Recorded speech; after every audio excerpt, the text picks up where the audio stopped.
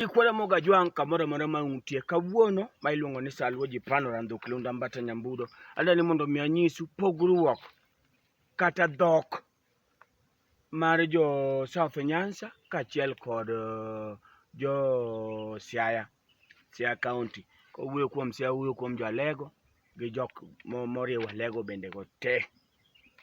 Nitie dhok moko ing'eni samoro ji wacho ni ang'o miyo jo Alego nyocha ok oyier kata nyocha ok okwany ji sana mondo mi odhi e Ramogi tipi.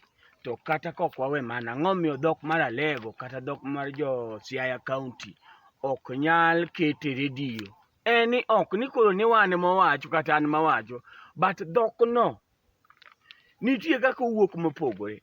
Ok en dhok mar luo kuku mar luo gi tiende. Nikech ibiro winjo ka ja Alego biro wacho ni wuonyo. Wuonyo en kawuono.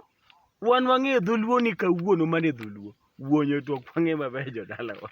Kik wuono wacho adier.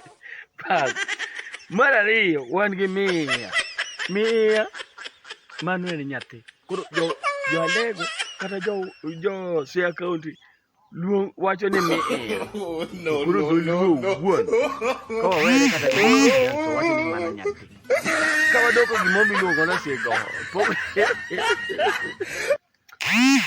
Kata sigoho. Onge gima noseluonge no sigoho e dholuo. But gin giwacho ni sirgoho mano en chieth gweno. Ikwara moga juang.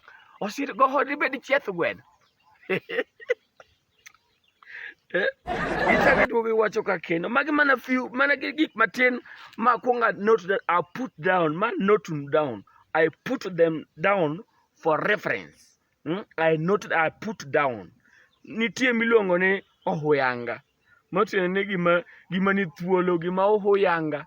Mano ni koro ne gin giwacho ni mano gima ni thuolo. Gima ohuyanga dang' bed gima ni thuolo.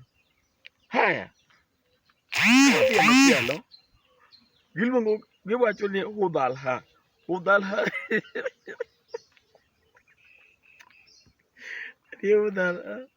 Mano gima onge mit. Koro wawuonde kata nidwa tungo story gi hudhalha. Nyathina winjo ga ne hudhalha nyere. Nyathino awinjo ga ni nyathino hudhalha. Mano koro tungo sentence gi hudhalha.